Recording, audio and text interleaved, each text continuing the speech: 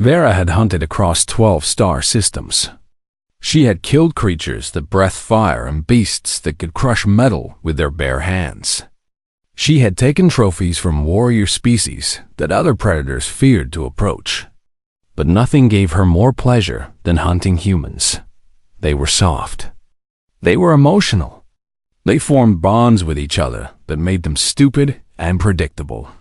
When you killed one human, the others would come looking. They would cry. They would beg. And in the end, they would break. Vera loved watching them break. She stood on the observation deck of her small ship, looking down at the planet below. Areno 7, a fringe world at the edge of human-controlled space. The planet was brown and dusty, with small mining settlements scattered across its surface. Humans came here to dig metals from the ground and send them back to their central worlds. They worked hard. They kept their heads down. They did not expect death to come from the stars. That made them perfect prey. Vera was tall, even by the standards of her species. Her skin was the color of polished silver, and her eyes shifted between violet and crimson depending on her mood. Right now, they burned a deep red. She was excited. It had been too long since her last hunt. She landed her ship in the desert, 3 kilometers from the nearest settlement. She walked the rest of the way, moving through the darkness like smoke. The Zalari were built for hunting. Their bones were light but strong. Their muscles could coil and release with explosive power. Their senses were sharp enough to hear a heartbeat from 50 meters away. Humans had none of these gifts. They were slow. They were weak. They could barely see in the dark. Vera sometimes wondered how they had survived long enough to reach the stars. The settlement was called Dustfall. It was a small place, maybe 200 humans living in metal buildings that looked like they might fall apart in a strong wind. There was a bar at the center of town, a few shops, a medical center. Nothing special. Vera spent 3 days watching. She moved through the settlement at night, staying in the shadows, learning the patterns of daily life. She watched the miners leave in the morning and return in the evening. She watched the children play in the dusty streets. She watched the old ones sit outside their homes and talk about things that did not matter. And she watched him. His name was Tejo. She learned this by listening to the other humans talk. He was a salvager, a man who flew through space looking for broken ships and abandoned stations to strip for parts. He had a partner named Juan, a nervous man with quick hands who handled their technical work. But Juan was not interesting to Vera. Tejo was interesting. He was quiet. He drank alone at the bar every night, sitting in the same corner, facing the door. He walked home through the same dark alley, at the same time, every single night. He did not talk to the other humans more than necessary. He kept to himself. To Vera, he looked like perfect prey. Isolated, predictable, easy. On the 4th night, she decided to take him. The alley was narrow and dark. The lights from the main street did not reach here. Vera waited in the shadows, her claws extended, her muscles ready to spring. She could hear his footsteps approaching, steady, unhurried. The footsteps of a man who did not know he was about to die. She smiled. This was the moment she loved most. The moment before the kill. The moment when the prey still believed they were safe. The footsteps grew closer. Closer. She could smell him now, the strange, warm scent of human skin. She could hear his heartbeat, slow and calm. She lunged. Her claws cut through empty air. The alley was empty. Tejo was gone. Vera froze. This was impossible. She had heard him.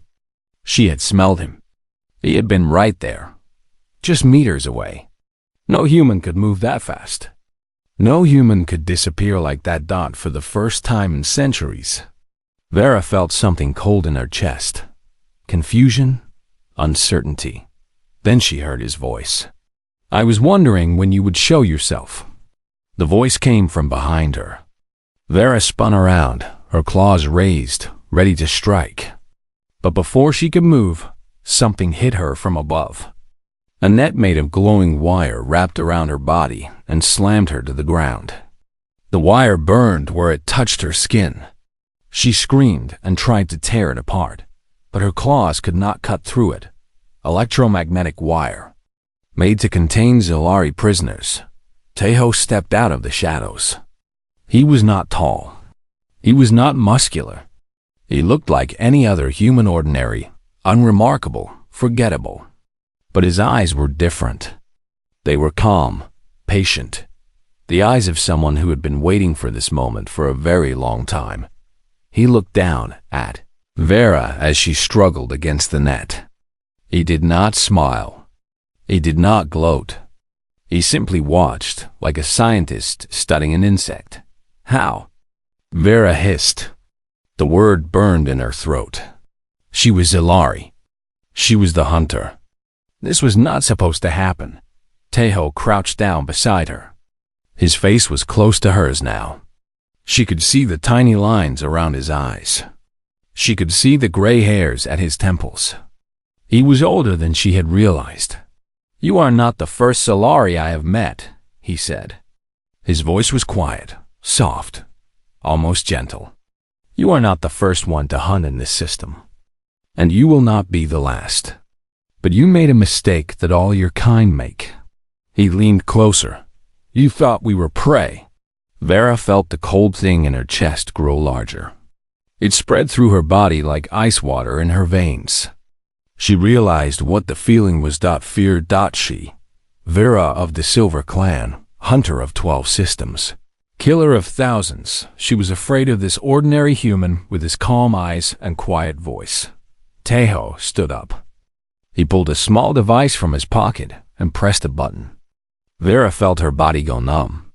The world began to fade around the edges. The last thing she saw before the darkness took her was Tejo's face. Still and expressionless, watching her fall asleep.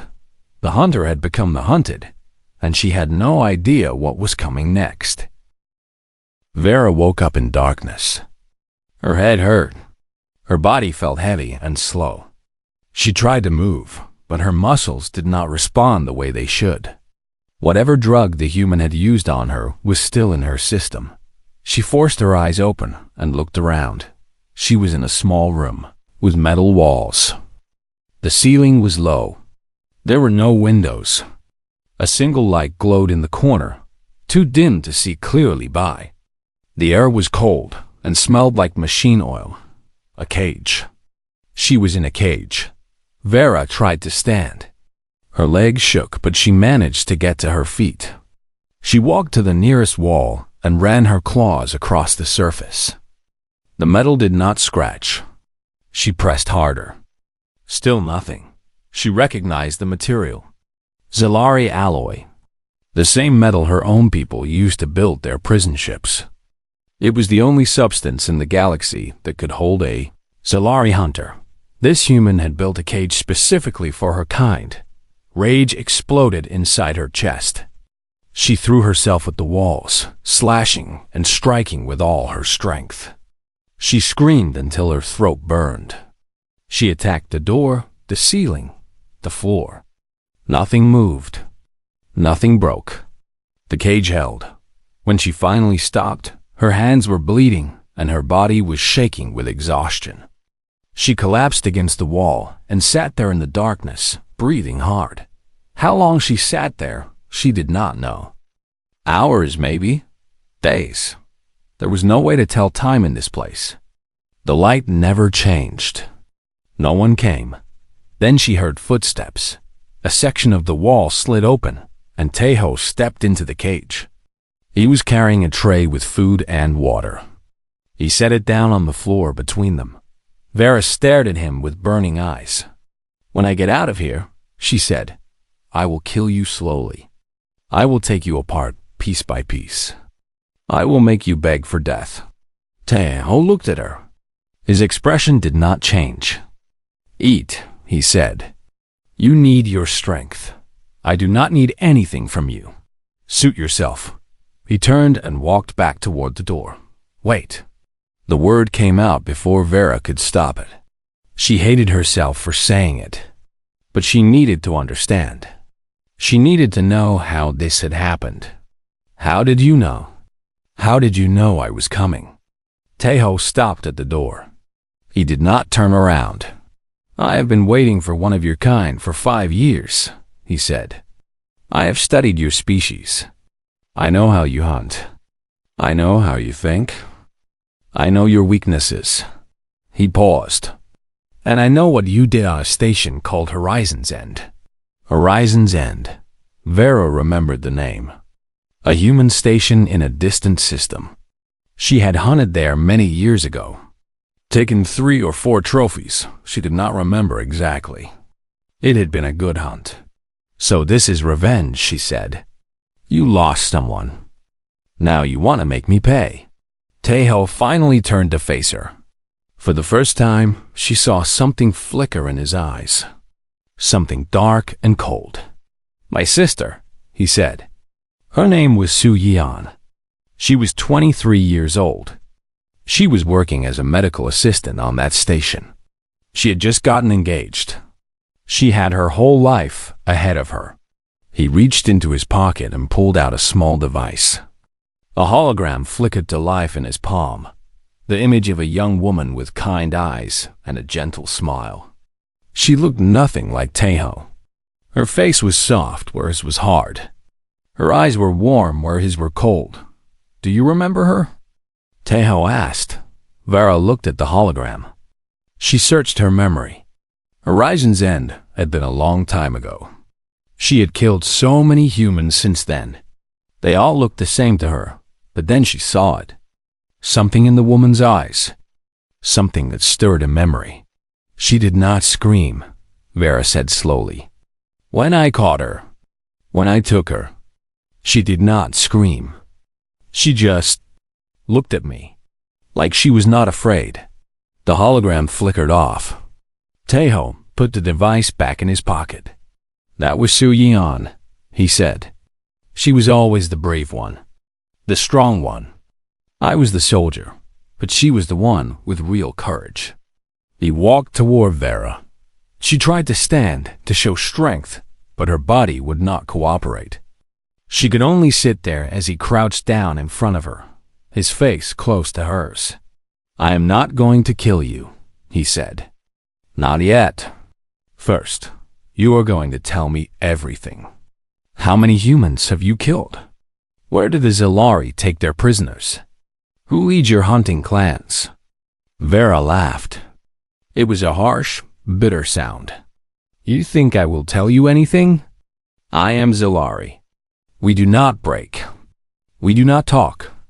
You can torture me for 1,000 years, and I will give you nothing. Tejo nodded slowly. I thought you might say that. He stood up and walked back to the door.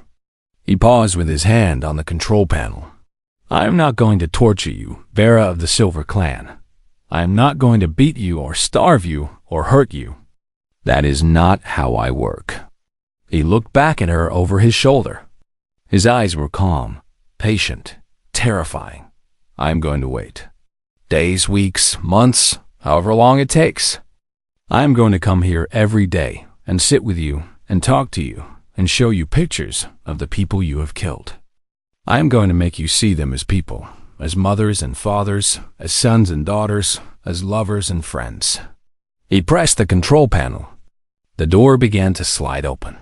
And then, when you finally understand what you have done, when you finally feel the weight of all those lives you took, then we will talk about what comes next. The door closed behind him. The cage was dark again. Vera sat alone in the silence. She told herself she was not afraid. She told herself she would never break.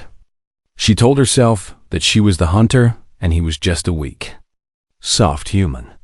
But deep inside, in a place she did not want to look at, she knew the truth.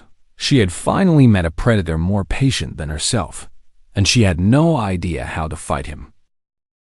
The days passed slowly in the cage. Vera tried to escape 17 times. Each attempt failed worse than the one before. The first time, She waited by the door and attacked Taeho when he entered. But he was ready for her. He moved to the side and pressed something on the wall. An electric pulse shot through the floor and knocked her down. She lay there twitching while he calmly set down her food and left. The second time, she pretended to be sick. She lay on the floor and did not move when he came in. But he did not come close. He just stood at the door and watched her for a long time. Then he said, "Your heartbeat is too steady. You are not sick." And he left again. The third time, she tried to dig through the floor. But her claws could not scratch the Zilari alloy, and she only hurt her hands. The fourth, fifth, sixth, seventh times all failures. Taeho had studied her species too well. He knew every trick she might try before she tried it. By the 10th attempt, something strange began to happen inside Vera's mind. She began to feel something she had never felt before in her long life. Zilari were the greatest hunters in the galaxy. Her people had conquered 100 worlds. They had made slaves of species far stronger and smarter than humans. They were the top of the food chain, the ultimate predators. But here she was, trapped like an animal in a cage built by a human. A single, ordinary human, Tae-Ho, came to see her every day, just as he had promised. He never touched her. He never threatened her. He just sat on the other side of the room and talked. He told her about Su Yeon. He told her about their childhood on a colony world called New Bizin. He told her how Su Yeon had wanted to be a doctor since she was a little girl. He told her how she used to bandage the wounds of stray animals and cry when they died. He showed her pictures, not just of Su Yeon, but of other victims. Humans that Vera and her kind had taken over the years. He told her their names, their ages, their dreams. "This is Jinsu," he would say, holding up a hologram of a young man with a wide smile. He was 17. He wanted to be a pilot. The Zilari took him from a transport ship 3 years ago. He was never seen again. Or, "This is Yunbai. She was a teacher. She had 2 children. One of your hunting clans attacked a colony when she was visiting her mother. Her children are still waiting for her to come home." At first, Vera did not listen. She turned her face to the wall and closed her eyes. She told herself she did not care about these humans. They were prey. They did not matter. But the stories kept coming. Day after day. Name after name. Face after face. And slowly, against her will, she began to hear them. One evening, Juan came to see her instead of Taeho. He was the nervous one, Taeho's partner. He stood far from the cage door, clearly afraid of her. "You should give up," Juan said. "Whatever you are planning, it will not work. Taeho has been preparing for this for 5 years. He has read every report about your species. He has talked to every survivor of Zilari attacks. He knows you better than you know yourself." Vera pressed herself against the bars. Juan jumped back. "Tell me something," she said. "Why does he not just kill me? He wants revenge for his sister. Why not take it?" Juan was quiet for a moment. Then he said, "Because killing you is not enough. Taeho does not want you to die. He wants you to understand." "Understand what?" "What it feels like." Juan's voice was soft. "What it feels like to be hunted, to be trapped, to be helpless. He wants you to feel what all those humans felt when your kind came for them." Juan laughed.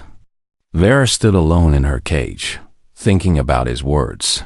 That night, she did something she had not done in centuries. She dreamed in the dream. She was hunting through a dark forest. She moved between the trees, following the scent of prey. But no matter how fast she ran, she could not catch anything. The forest kept going forever. And then she realized she was not the hunter anymore. She was the prey. Something was chasing her. Something with calm eyes and endless patience. She woke up gasping.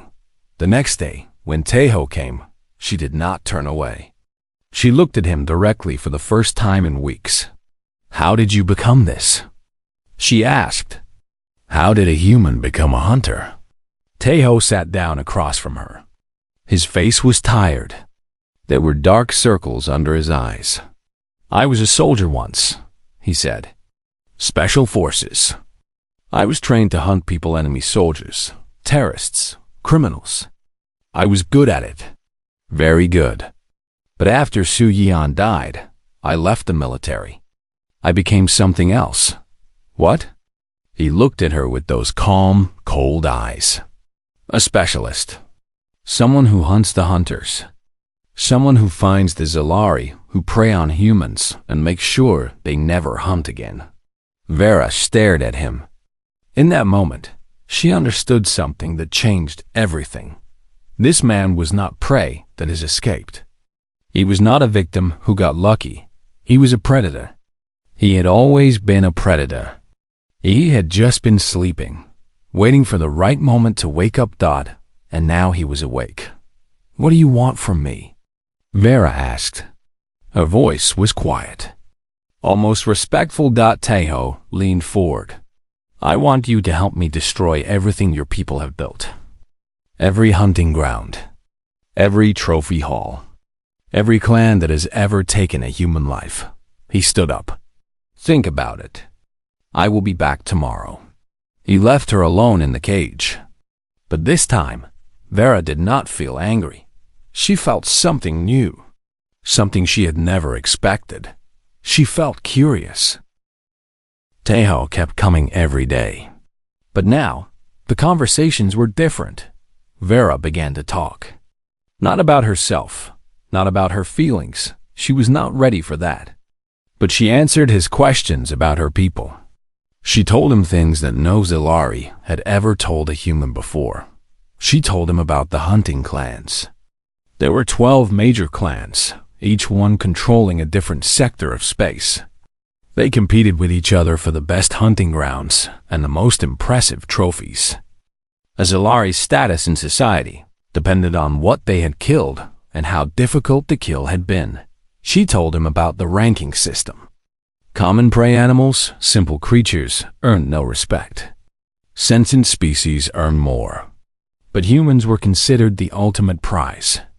Not because they were dangerous, but because they were so emotional. Zalari hunters loved to watch humans suffer.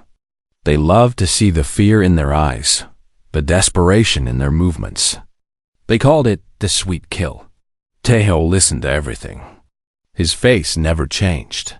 He just sat there, taking notes on a small tablet, asking follow-up questions in his quiet voice. One day, he asked a question Vera had been dreading. "Where do you take the ones you capture alive?" Vera was silent for a long moment.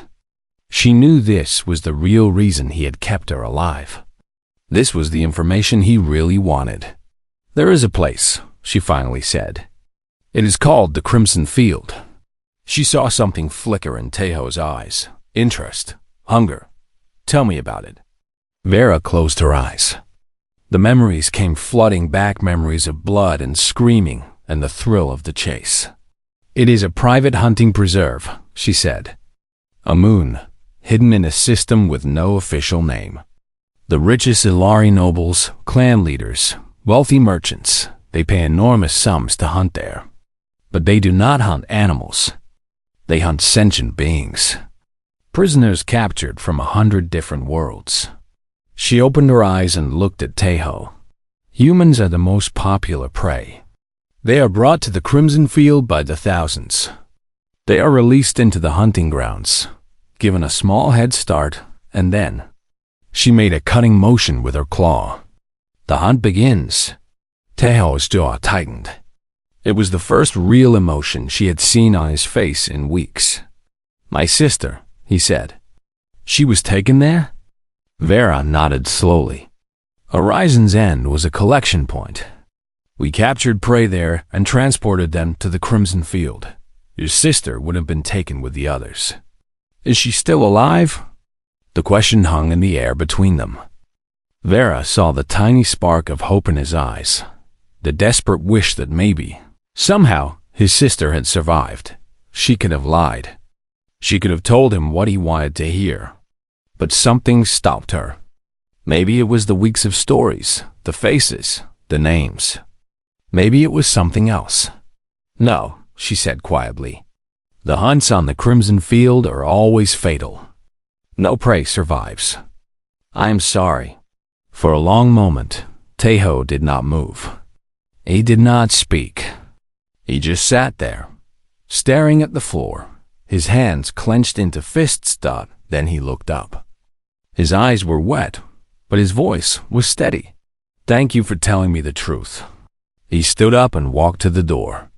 Before he left, he turned back. Tomorrow, we will talk about how to get there, and how to destroy it. The door closed behind him. That night, Vera could not sleep. She kept thinking about the look on Tejo's face when she told him his sister was dead. The pain, the grief, the terrible weight of knowing for certain she had seen that look before on the faces of countless humans she had hunted. But this time, it affected her differently. This time, she felt something she could not name. The next morning, Tejo returned with a woman Vera had never seen before. She was small and thin, with sharp eyes and quick movements. She looked at Vera with open hatred. This is Nari, Tejo said. She is an information trader. She works the black markets on the border systems.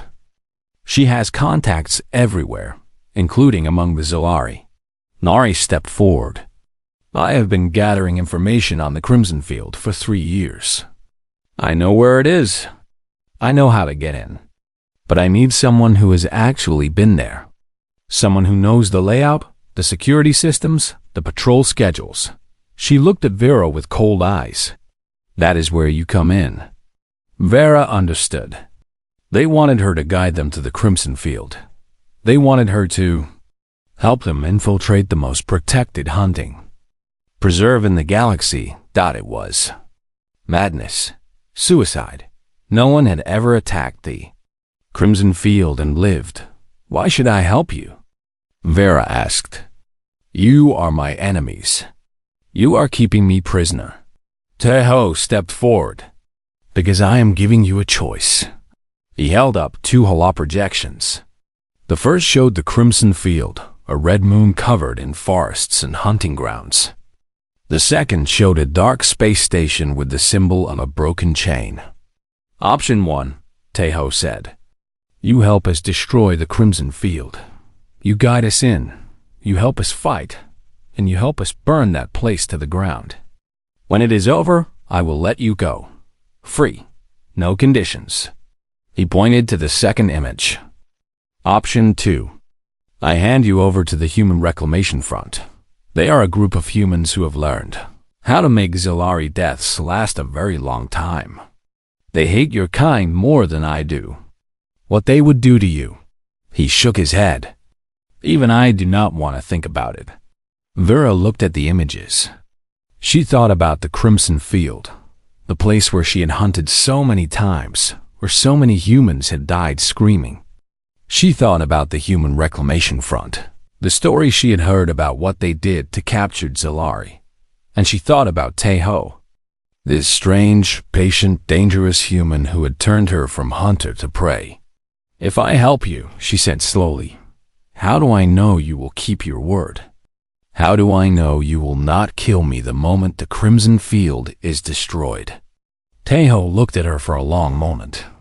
Then he reached into his pocket and pulled out the hologram of Su Yian.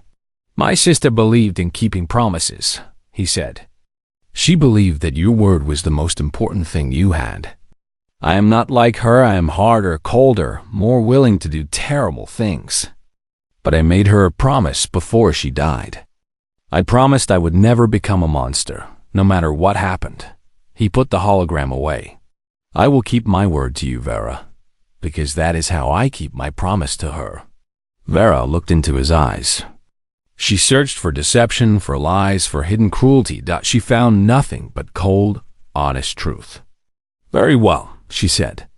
I will help you. I will take you to the Crimson Field. She stood up and pressed her claws against the cage bars. "And together, we will burn it to ashes."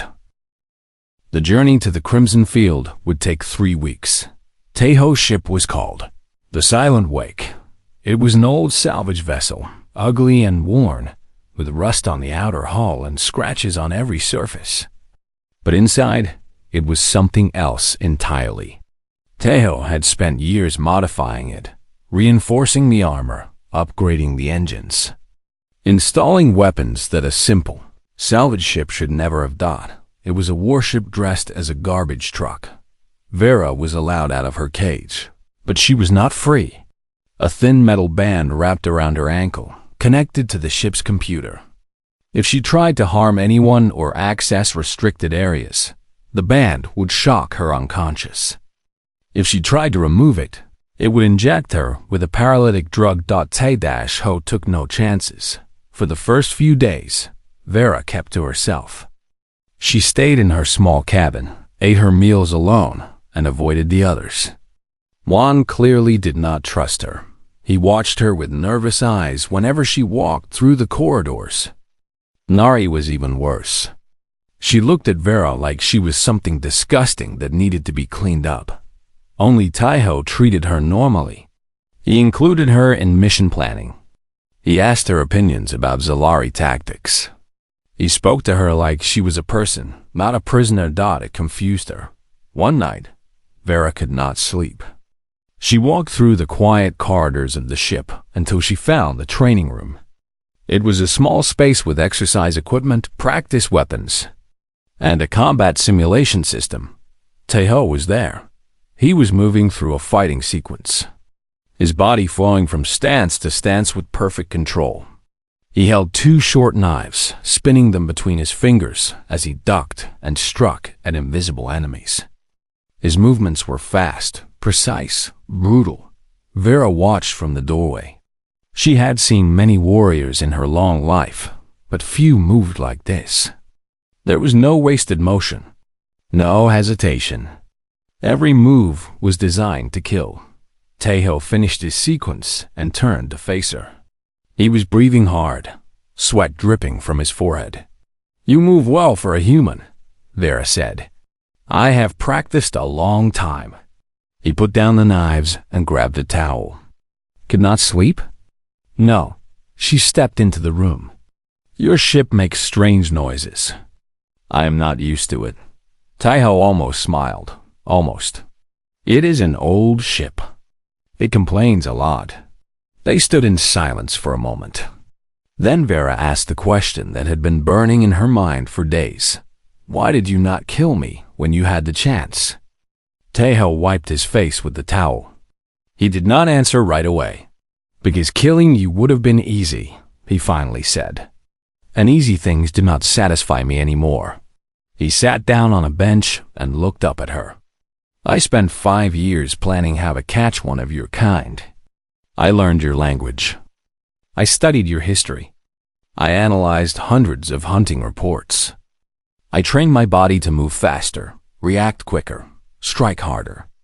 All of that work, all of that preparation, it was not for a quick kill." He leaned back. "I wanted you to understand what it feels like. To be the prey instead of the hunter. To be trapped, helpless, dependent on someone else's mercy." Vera felt a cold shiver run down her spine. "That is cruel." "Yes," Taeho agreed. "It is." He looked at her with those calm, patient eyes. "Your people killed my sister. They killed thousands of humans. They turned our suffering into entertainment. So yes, I wanted to be cruel. I wanted to make you feel something, anything, that might make you understand what you have done." He stood up. "But somewhere along the way, something changed. I started seeing you as a person, not just a target.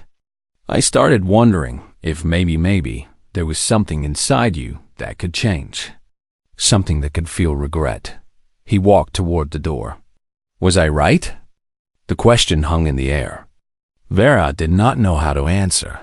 She thought about Su Yeon, the girl who did not scream. She thought about all the faces Taeho had shown her, all the names he had spoken. Jinsu the pilot, Yunbai the teacher, hundreds of others.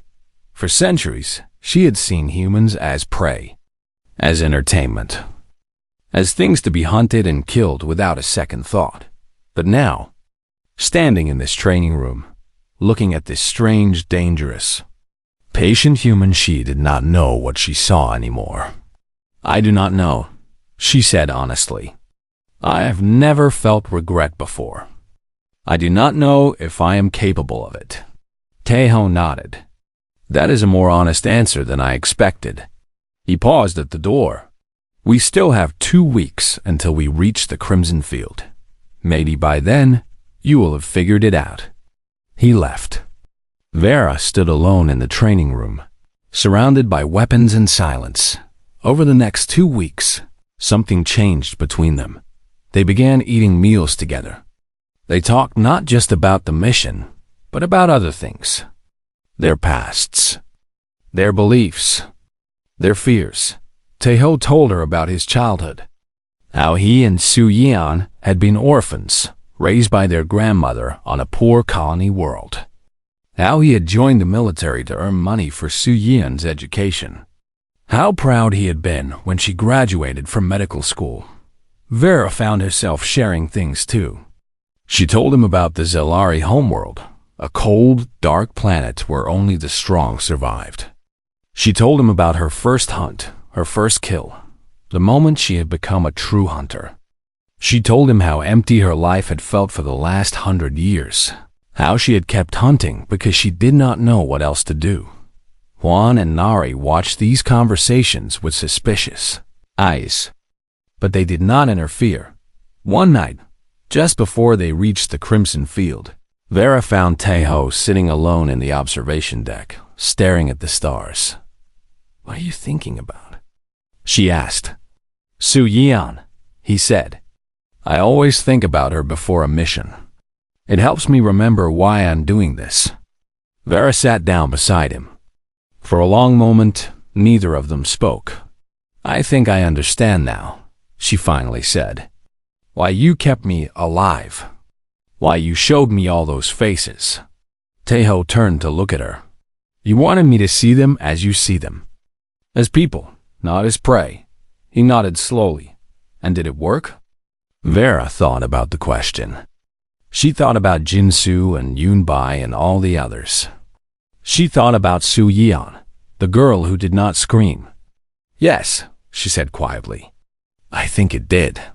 Taeho looked at her for a long moment. Then, for the first time since she had known him, he smiled. It was a small smile. Tired and sad and full of pain, but it was real. Good, he said. Because tomorrow we go to war. The Crimson Field was beautiful. That was the first thing Vera noticed as their ship descended through the atmosphere. The moon was covered in dense forests of red-leaf trees, broken by rivers that glittered like silver ribbons in the sunlight. Mountains rose in the distance, their peaks hidden by soft white clouds. It looked like a paradise, but Vera knew the truth. Beneath those beautiful trees, the ground was soaked with the blood of thousands. Those silver rivers had carried countless bodies to their final rest. This paradise was built on suffering. Landing zone is clear, Juan said from the pilot's seat. No patrol ships detected.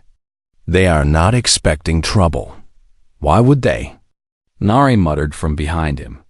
No one has ever been stupid enough to attack the Crimson Field before. Taeho stood at the observation window, watching the forest grow closer. He was dressed in black combat gear, with weapons strapped to every part of his body. His face was calm, empty, ready. Remember the plan, he said. Vera will take us in as her prisoners.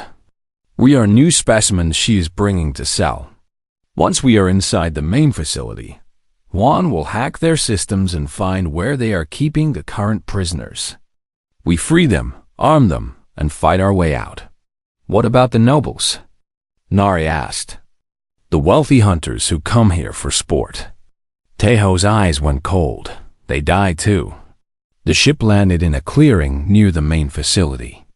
Vera stepped out first, followed by Tejo and Juan, who had their hands bound with fake restraints. Nari stayed behind to guard the ship.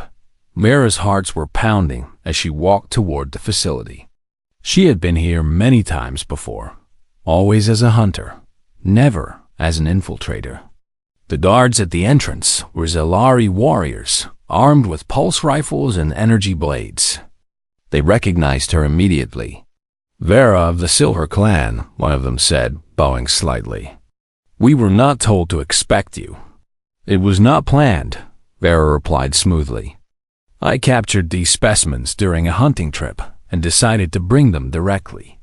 Human males, healthy and strong. They will make good sport." The guard looked at Tejo and Juan. Tejo kept his head down, playing the role of a defeated prisoner. Juan looked genuinely terrified. He did not have to act. "Very well," the guard said. "Take them to processing. The clan matriarch will want to inspect them herself." Vera nodded and led her prisoners into the facility. Inside. The Crimson Field was even worse than the outside was beautiful. The main building was a trophy hall. The walls were covered with the remains of hunted prey skulls, preserved organs, mounted heads. Humans, Zelari noted, made up most of the collection.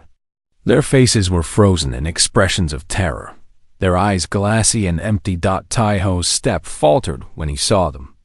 His hands trembled against his fake restraints. But he did not stop. He kept walking, his face a mask of controlled fury. They passed through the trophy hall and into the processing center. Here, new prisoners were examined, cataloged, and prepared for the hunt. Cages lined the walls, filled with creatures from a dozen different worlds. Most were human. Vera saw an old man huddled in one cage, a young woman crying in another. Children, there were children here, clutching each other in the darkness. Something twisted inside her chest. "Juan," Tejo whispered. "Now."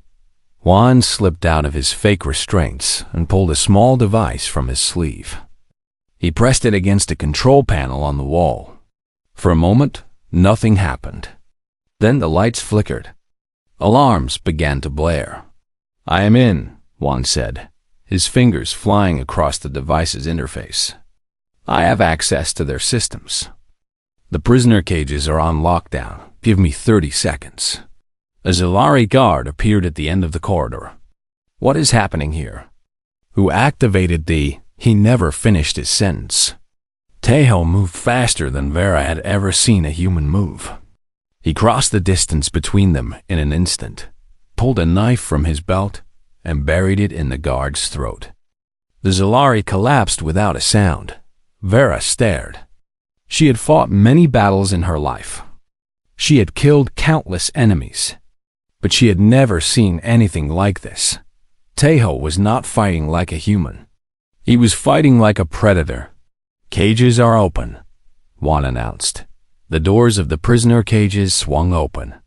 The humans inside looked around in confusion, not understanding what was happening. Tejo stepped forward. "Listen to me," he said, his voice calm but commanding. "My name is Tejo. I am here to get you out. But first, we need to fight." "Can you fight?" For a moment, no one moved. Then the old man stood up, his eyes burning with sudden hope. "Give us weapons," he said, "and we will tear this place apart." Juan opened the armory. Pulse rifles, energy blades, explosives, all of it was distributed to the freed prisoners. Humans who had been prey just minutes ago were now armed and dangerous. The alarm grew louder. Vera could hear Zelari warriors running through the corridors, shouting orders, preparing to fight. "They know we are here," she said. "The entire facility will be on high alert." Tejo checked his weapons. "Good, let them come." The battle began. It was chaos. Pure, beautiful, bloody chaos. Zelari warriors poured into the processing center, firing their pulse rifles, swinging their energy blades. But the freed prisoners fought back with a fury that Vera had never seen. These were humans who had been taken from their homes, who had watched their friends and family die, who'd been told they were nothing more than prey. They were not prey anymore. Taiho moved through the battle like a ghost. He killed 6 Zalari in the first 2 minutes, moving with speed and precision that seemed impossible for a human. His knives flashed, his guns roared, and bodies fell. Vera found herself fighting beside him. At first, she held back. She was not sure whose side she was on, not sure if she could really betray her own people like this. But then she saw a Zalari warrior aim his rifle at a human child who had picked up a fallen weapon.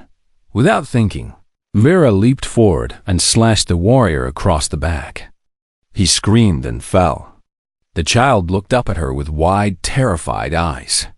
"Run," Vera said. "Find somewhere safe." The child ran. Vera turned back to the battle. She had made her choice. The fighting spread through the facility. Prisoners who had been scheduled for tomorrow's hunt were now fighting for their lives. Zalari nobles who had come to enjoy sport were now screaming in terror as the prey turned on them. In the trophy hall, Taiho found the clan matriarch, the oldest and most powerful Zalari in the facility. She was tall, even by Zalari standards, with silver skin that had faded to gray and eyes that burned with cold fire. "You," she hissed, raising her energy blade. "You are the human who has been hunting our hunters." Taiho raised his own blade. "I am. You think you can destroy us? We have ruled this galaxy for 1,000 years. We are the ultimate predators.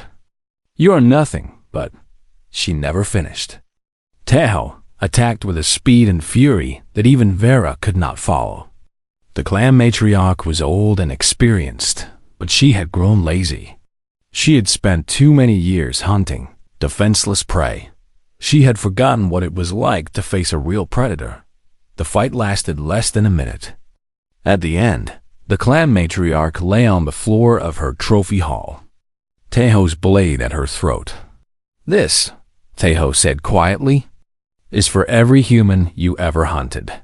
The blade came down, and the crimson field fell silent. Fire. That was all Vera could see. Fire and smoke in the ruins of the crimson field. The main building was burning. The trophy hall, with its thousands of mounted heads and preserved organs, was collapsing in on itself. The cages where prisoners had been held were empty now, their doors hanging open like broken jaws. And everywhere, humans were running. Not running in fear, running in freedom. Vera stood in the middle of the chaos, watching it all burn. She had helped destroy this place. She had fought against her own people, killed Zalari warriors with her own claws. 100 years ago, she would have called this the greatest dishonor a hunter could suffer. Now, she was not sure what to call it. Taiho appeared beside her. His face was covered in blood, some of it his, most of it not. His combat gear was torn and scorched. But his eyes were calm, satisfied. "It is done," he said. "The facility is destroyed," Vera agreed. "But this is only one place. There are other hunting grounds, other clans. The Zalari will not stop hunting humans just because of this." Taiho nodded. "I know." He turned to look at her. "That is why this is just the beginning." Juan ran up to them, out of breath. "The last transport is ready. We have gotten all the surviving prisoners onto the ships. Nari is coordinating the evacuation. How many did we save?" Taiho asked. 147 humans, plus 18 other species I do not recognize." Taiho closed his eyes for a moment. When he opened them, there was something different in his expression. Not satisfaction, something deeper. Something like peace. "Good," he said quietly. "That is good." They walked together toward the landing zone, where the silent wake was waiting. The freed prisoners were being loaded onto a larger transport ship that Nari had somehow acquired. They looked tired, hungry, traumatized, but alive. Many of them stopped to thank Taiho as he passed. Some cried. Some bowed. An old woman grabbed his hand and kissed it, whispering words he could not understand. Taeho accepted their thanks with quiet grace. He did not smile. He did not celebrate. He simply nodded and kept walking. When they reached the silent wake, Vera stopped. "So," she said, "what happens now? To me?" Taeho turned to face her. Behind him, the fires of the crimson field painted the sky in shades of orange and red. "I made you a promise," he said. "Help me destroy this place, and I would let you go. Free. No conditions." He reached into his pocket and pulled out a small device. He pressed a button, and the metal band around Vera's ankle clicked open. It fell to the ground with a soft thud. "You are free," Taeho said. "You can go wherever you want. Do whatever you want. Our deal is complete." Vera looked down at the fallen band. She was free. She could return to her people, try to explain what had happened, beg for forgiveness. She could disappear into the far reaches of the galaxy, hide from both humans and Zalari until everyone forgot she existed. She could do anything. But as she stood there, looking at the burning remains of the crimson field, looking at Taeho with his blood-covered face and calm eyes, she realized something. She did not want to go. "You said this is just the beginning," she said slowly. "You said there are other hunting grounds. Other clans." Taeho nodded. "You cannot destroy them all by yourself. You need someone who knows the Zalari, who knows how they think, how they fight, where they hide." His eyes narrowed slightly. "What are you saying?" Vera took a deep breath. What she was about to say went against everything she had ever been taught. It would make her an outcast among her own people. A traitor. The worst thing a Zalari hunter could become. But she thought about Su Yeon, the girl who did not scream. She thought about Jinsu the pilot and Yumbai the teacher. She thought about the child in the processing center, the one who had looked at her with terrified eyes, and she knew what she had to do. "I am saying I want to help you. I want to hunt the hunters with you. I want to make sure that no human ever has to suffer at Zalari hands again." For a long moment, Taeho said nothing. He just looked at her with those calm, patient eyes that she had once found so terrifying.